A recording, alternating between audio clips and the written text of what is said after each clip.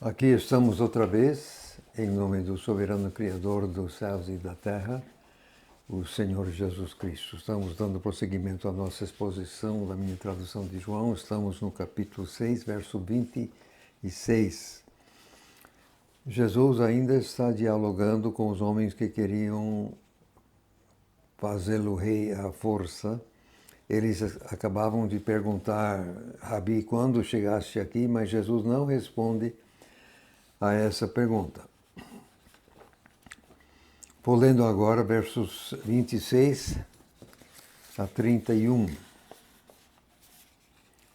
Jesus lhes respondeu e disse, com toda certeza eu vos digo, vocês não estão me procurando porque viram sinais miraculosos, mas porque comeram os pães e ficaram satisfeitos. Não trabalhem pela comida que perece, mas pela comida que permanece para dentro de vida eterna, a qual o Filho do Homem vos dará, pois é a ele que Deus o Pai selou.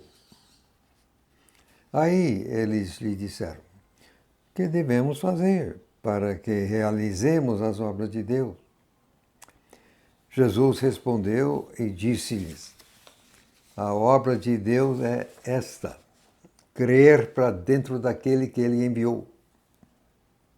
Então, eles disseram a ele, pois então, que sinal miraculoso irás realizar para que vejamos e creiamos em ti? Que irás operar? Os nossos pais comeram o maná no deserto, assim como está escrito, ele lhes deu a comer pão do céu. Jesus, na verdade, não perde tempo com a pergunta deles, ele vai exatamente ao cerne da questão. Eles queriam proclamá-lo rei por motivos puramente materialistas.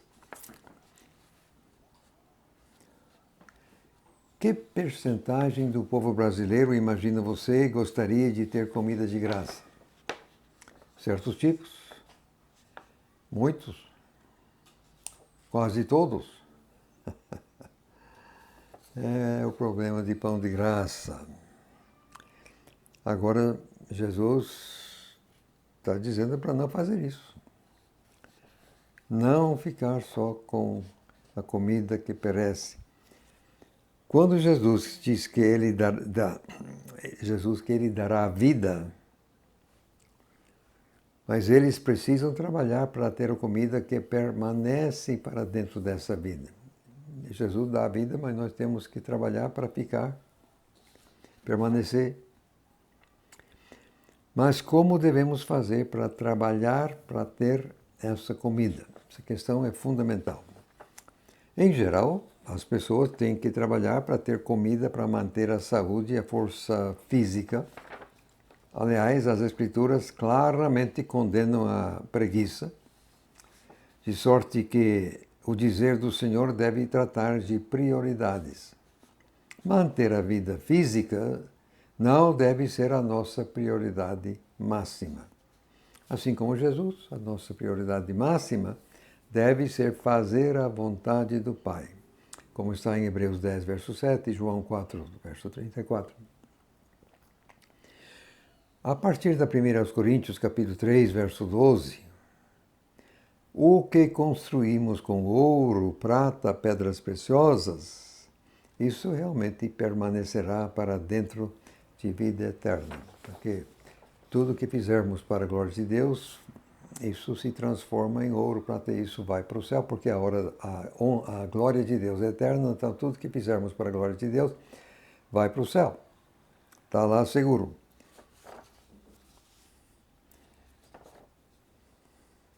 Agora vejam bem, voltando aqui ao verso 27, Jesus diz que ele vai dar essa vida eterna.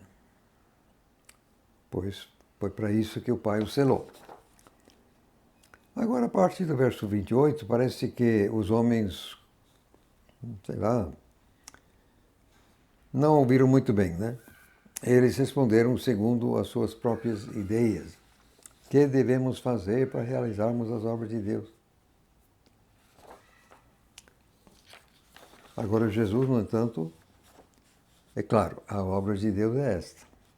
crer para dentro daquele que ele enviou. Quem já me ouviu sabe que essa questão de crer para dentro é da essência. Nunca, jamais nos evangelhos encontramos Jesus ou alguém falando de crer em Jesus. Nunca. Sempre crer para dentro dele, o seu nome. Nós estamos do lado de fora. Quem está em Cristo, quem não está em Cristo, obviamente está fora. A questão é mudar do lado de fora para o lado de dentro. Só que você mudando para o lado de dentro do soberano Criador dos céus e da terra, quem vai mandar é Ele. Aí vai compromisso fatal. Compromisso. O pessoal não gosta muito de falar em compromisso.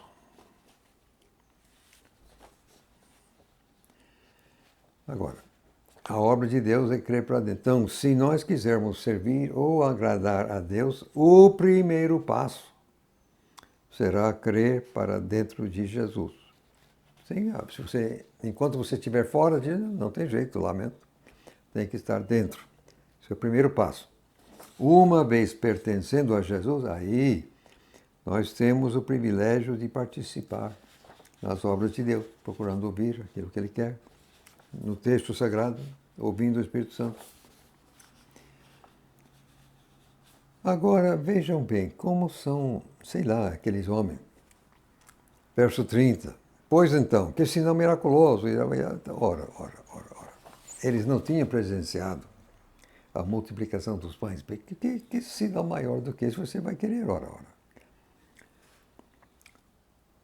Foi exatamente por isso que eles estavam querendo coroar Jesus, exatamente por causa daquele sinal.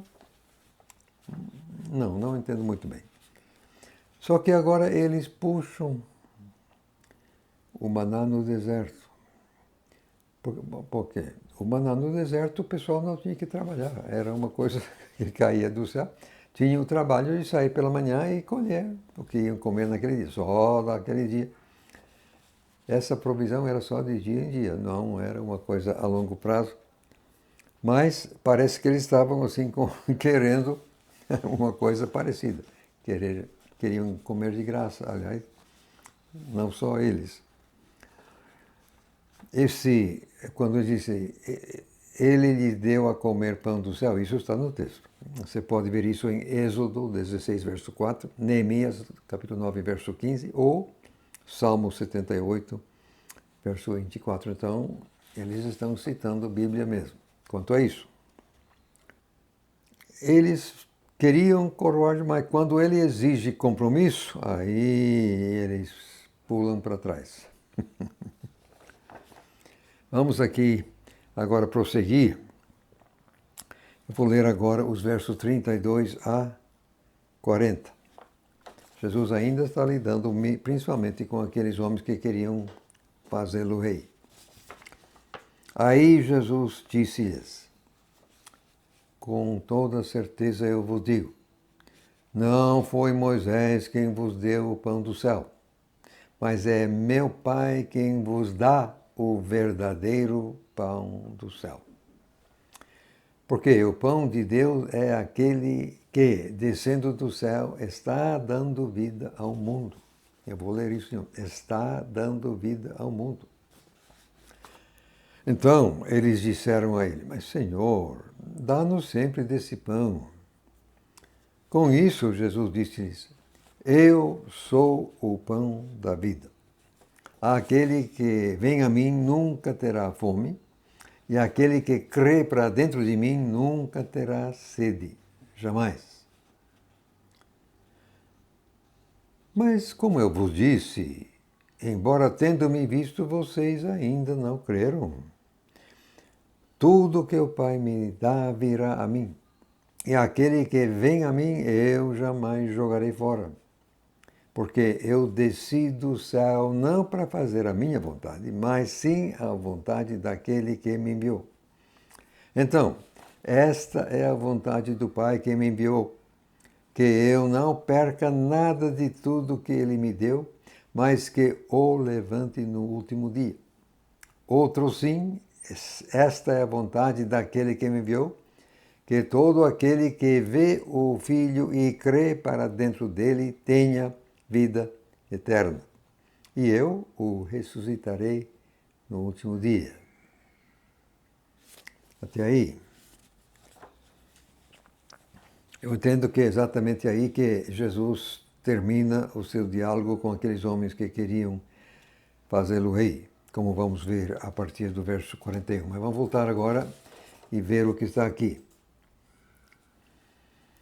O que é óbvio que não foi Moisés que mandou o maná do céu, foi Deus que fez isso, claro.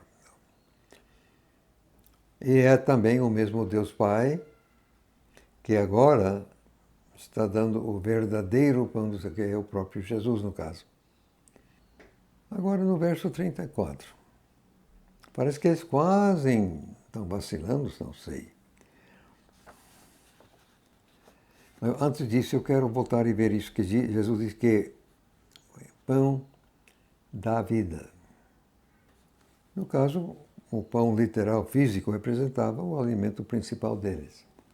A vida física deles dependia desse pão, girava em torno dele, digamos. De forma análoga, a nossa vida espiritual depende de Jesus, assim como a vida física depende da comida física, mas a espiritual depende de Jesus. Então aqui eles querem, Senhor, dá-nos sempre desse pão. Mas é que eles não querem pagar o preço. Eles querem o pão. Eles estão pensando no pão físico, estão nem aí com o pão espiritual. Agora, Jesus então prossegue no verso 35. Eu sou o pão da vida. Agora, é óbvio que Jesus não estava dizendo ser ele uma bisnaga de pão, literalmente. Óbvio. Estamos diante de uma figura da linguagem, uma metáfora, no caso. Como o pão representava o alimento principal deles, não podemos nós viver sem Jesus. Então, ele é o pão da vida com V maiúscula, vida espiritual, vida com Deus. Agora, simplesmente, quando fala aqui de nunca ter fome e nunca ter sede, isso eu confesso que eu acho difícil. Eu coloquei jamais aqui no final do verso 35, porque Jesus foi muito enfático. Foi enfático mesmo. Nunca.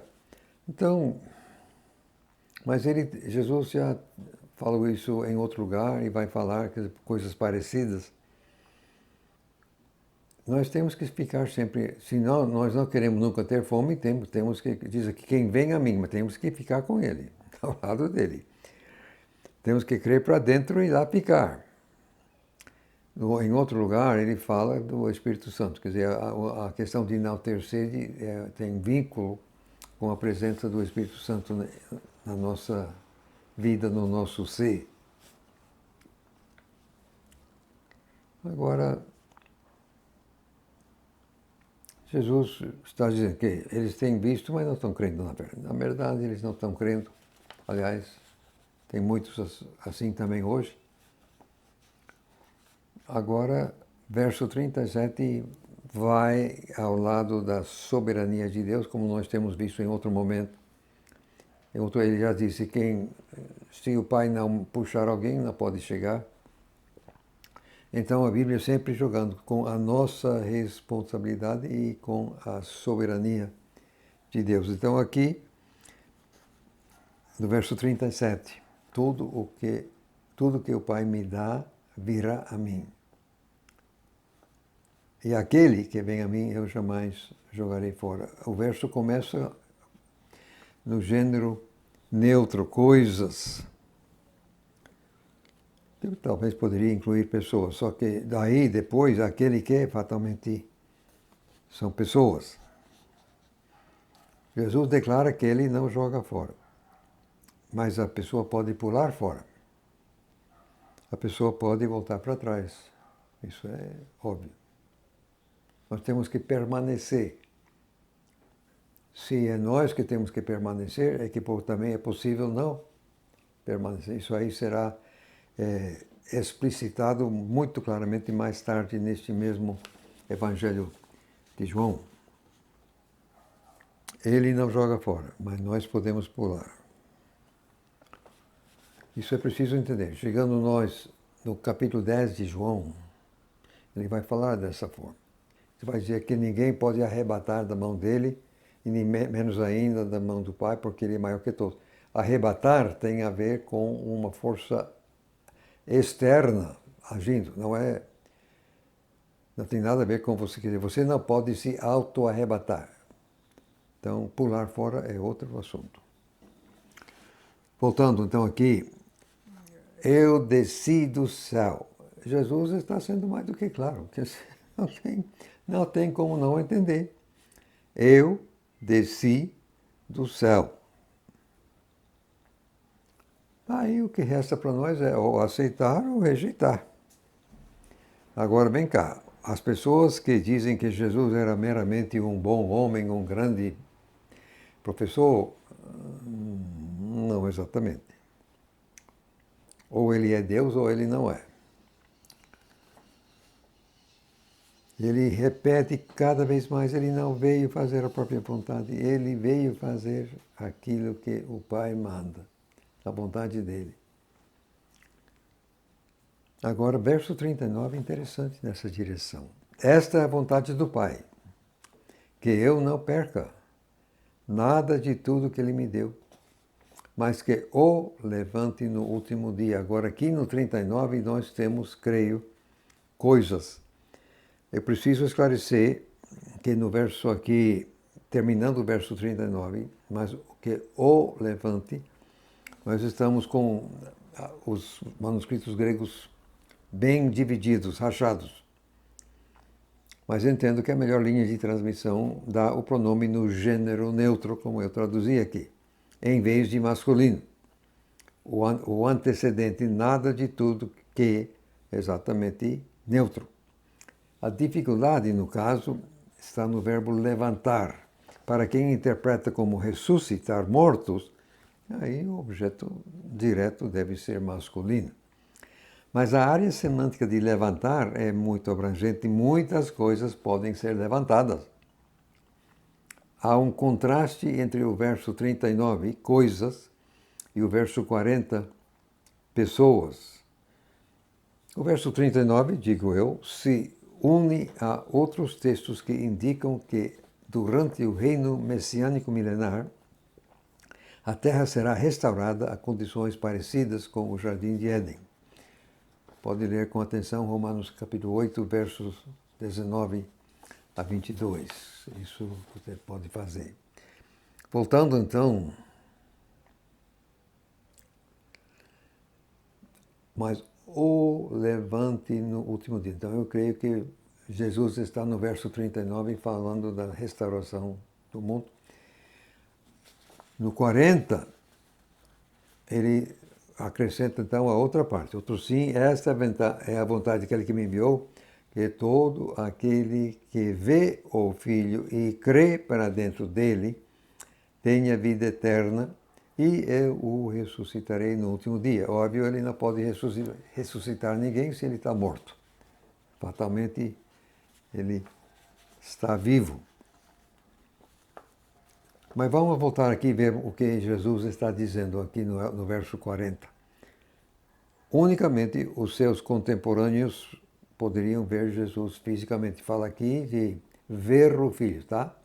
Mas fisicamente só quem estava vivendo naquele tempo, nós aqui não. Todos os outros têm que vê-lo espiritualmente. Mas no verso 36, o Senhor já tinha dito que apesar de estarem eles vendo fisicamente, não estavam crendo. Não estavam crendo. Portanto, mesmo para os contemporâneos, o ver tinha de ser espiritual. Certo? O próprio Jesus ressuscitará os seus seguidores. E, portanto, tem que estar vivo. Prosseguindo um pouquinho mais, verso 41, começa assim com isso os judeus. Como João sempre utiliza os judeus para a hierarquia, para os chefões, para os que estavam mandando, Então, obviamente, o cenário muda aqui. Ele ainda está no tabernáculo não, na sinagoga lá de Capernaum, mas, fatalmente, tinha muitas outras pessoas na sinagoga, além daqueles homens que tinham dormido na praia.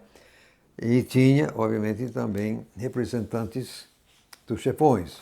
Então, são eles que vão falar aqui no verso 41. Eu vou lendo agora de 41 a 47. Com isso, os judeus começaram a criticá-lo por ter dito: Eu sou o pão que desceu do céu. E diziam: Esse não é Jesus, filho de José, cujo pai e mãe nós conhecemos? Como então pode ele dizer: Eu desci do céu? Aí Jesus respondeu e disse-lhes: Parem de murmurar entre vocês. Ninguém pode vir a mim se o Pai que me enviou não o puxar, e eu o ressuscitarei no último dia. Está escrito nos profetas, e todos serão ensinados por Deus. Portanto, todo aquele que ouve e aprende do Pai, vem a mim. Abre parênteses, não que alguém tenha visto o Pai, a não ser aquele que vem de Deus. Este tem visto o Pai. Fecha parênteses.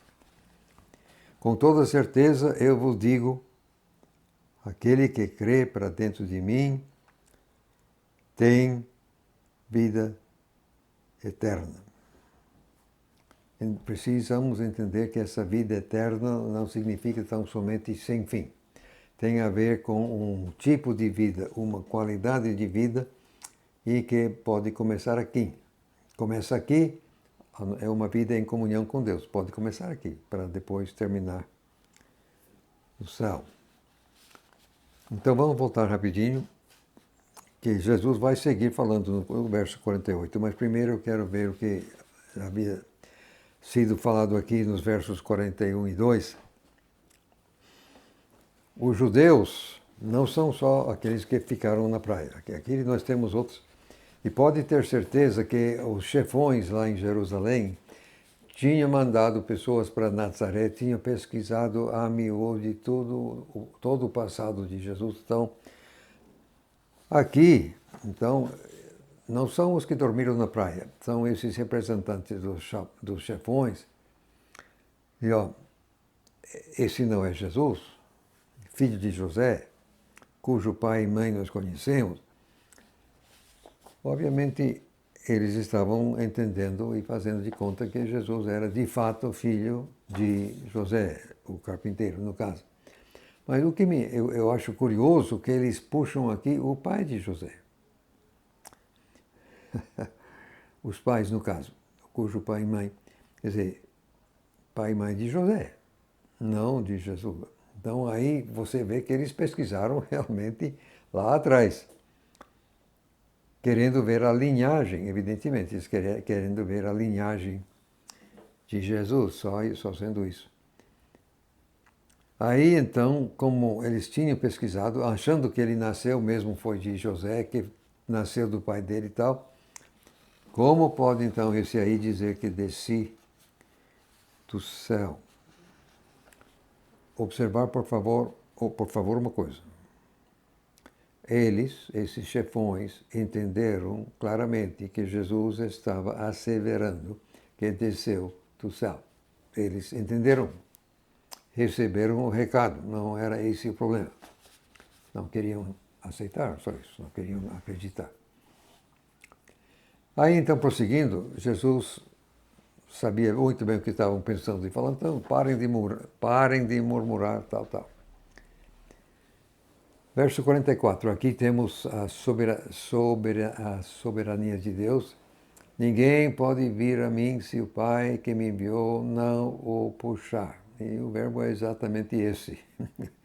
A sua Bíblia diz trouxeram como queira, mas na verdade o verbo é mais, o que? Crasso, é puxar mesmo. Se o Pai não puxar. Como Jesus havia dito a Nicodemos lá atrás, está no verso 6 do capítulo 3, sem a participação direta de Deus, ninguém se salva. Mas vamos ver o verso que segue. Portanto, aliás, estou pulando aqui, não, eu quero ler o 45. Está escrito nos profetas, e todos serão ensinados por Deus. Isso está em Isaías 54, verso 13. Portanto, todo aquele que ouve e aprende do Pai vem a mim. Precisamos nós entender como é que isso funciona. Porque o verso anterior enfatizou a soberania de Deus. Se o Pai não puxar, mas aqui enfatiza a nossa responsabilidade.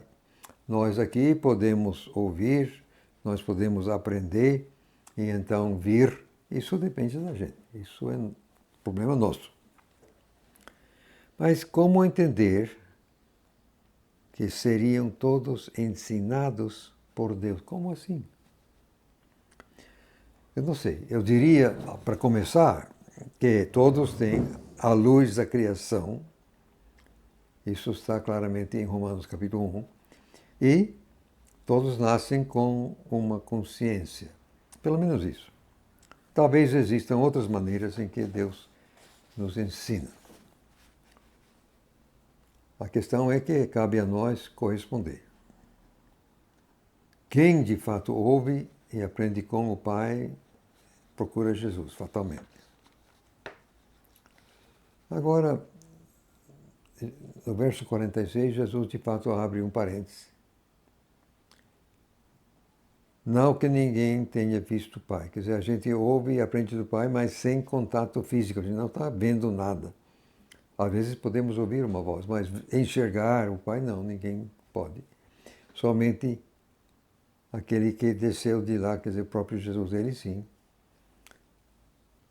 tinha visto e segue vendo o Pai. Agora ele vai repetir no verso 47 o que tem dito em outros momentos.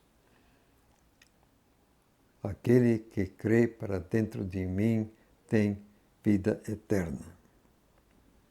Agora, infelizmente, eu sou obrigado a parar aqui e comentar outra vez. No verso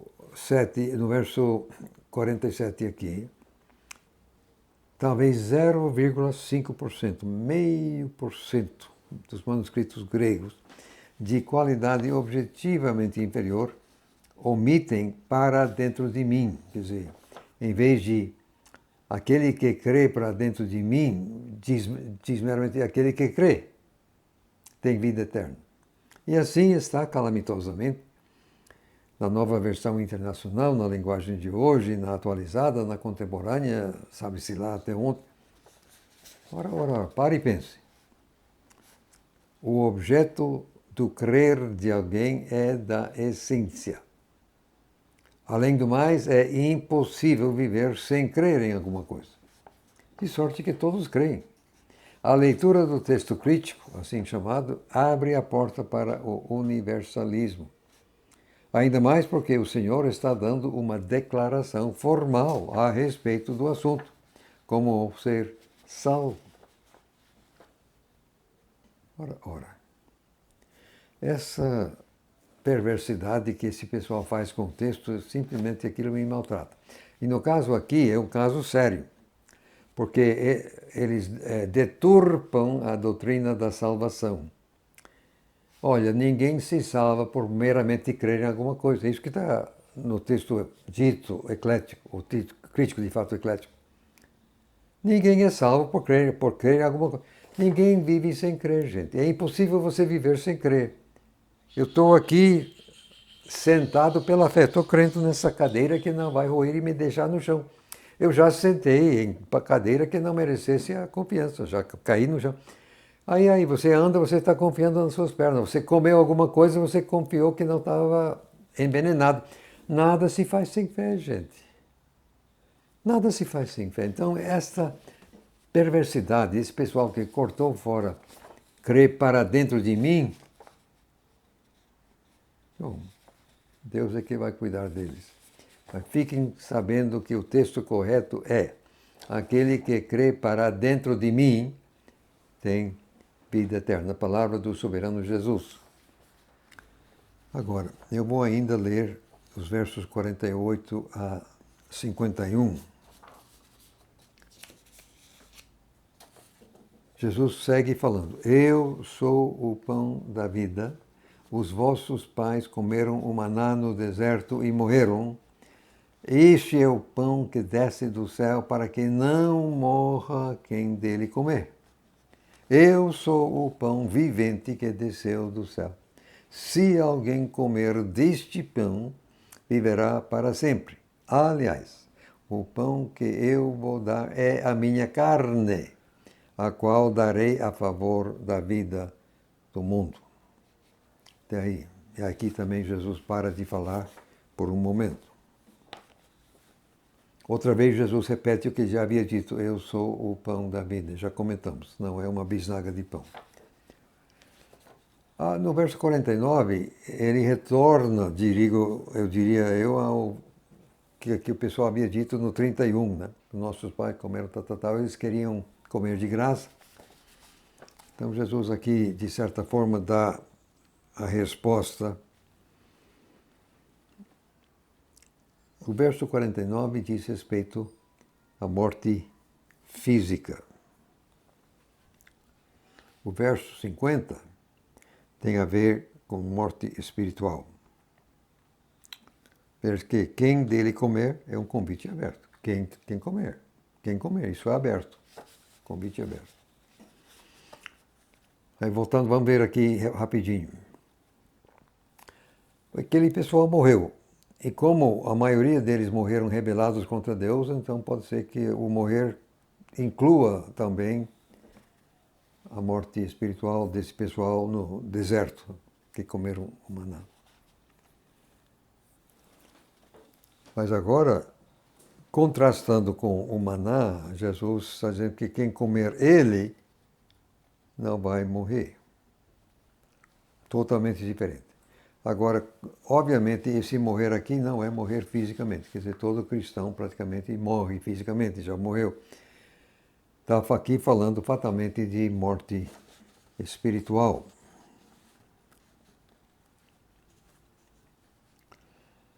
Agora é que começa a ficar difícil. A partir agora da última parte do verso 51. Eu sou o pão vivente que desceu do céu. Se alguém comer deste pão, quer dizer, se alguém comer de mim, viverá para sempre. Aliás, o pão que eu vou dar, é a minha carne, a qual darei a favor da vida do mundo. Tem duas coisas aqui. A primeira, a carne. A carne, no caso, tem que dizer respeito ao corpo físico do Senhor Jesus. Ele vai dar seu corpo físico na cruz, vai morrer lá, o corpo físico. E foi esse corpo físico que ele aceitou quando ele se encarnou por aqui, aceitou essa limitação dele ficar dentro de um corpo humano durante 33 anos. Tremendo aquilo. Isso que ele vai dar. Entendo então que o dar vai aí toda a vida do Senhor Jesus, inclusive seu ministério, inclusive a vitória final na cruz e na ressurreição. Tudo isso dependia da encarnação, e portanto do corpo físico que Jesus utilizou, que o Jeová Filho utilizou na pessoa de Jesus. Foi isso que ele deu, exatamente. E se Jesus não tivesse encarnado, nada disso teria sido possível. Sem o corpo físico, nada disso teria acontecido. Agora, o que havemos de entender quando ele fala aqui a favor da vida do mundo, terminando o verso 51? Segundo Romanos capítulo 8, versos 19 a 23, a criação inteira está gemendo, aguardando a redenção, aguardando a glorificação do povo de Deus. Quando o primeiro homem, Adão, rebelou-se contra Deus, caiu, como Deus havia entregue a ele a administração do mundo, deste mundo, não havia mais como um homem caído administrar uma natureza perfeita. Isso não ia dar certo. Então, o próprio Deus condenou a criação ao o quê? A desgraça. A criação foi obrigada a acompanhar a queda do chefe, do homem, que era o administrador. Então, a criação de lá para cá gemendo, lamentando, esperando o dia da redenção, quando tudo será renovado. Então, essa restauração do mundo, bem como a nossa salvação espiritual, mas a restauração do mundo também, dependia do soberano Jesus, Jeová Filho, se encarnar, viver, morrer, ressuscitar. Com isso conquistando Satanás e com isso tomando de volta da mão de Satanás o domínio do mundo que o primeiro Adão havia entregue. E com isso, um dia, ele vai também devolver a vida ao mundo. Assim entendo, pelo menos. Agora, eu vou sustar outra vez aqui a nossa conversa, que a partir do verso 52, Jesus vai entrar detalhadamente no negócio de comer o sangue dele, comer a carne dele e beber o sangue dele. E isso aí tem dado, como disse o outro, pano para manga. Então, vamos parar por aqui rapidinho e retomar, permitindo Deus, na próxima vez com o verso 52.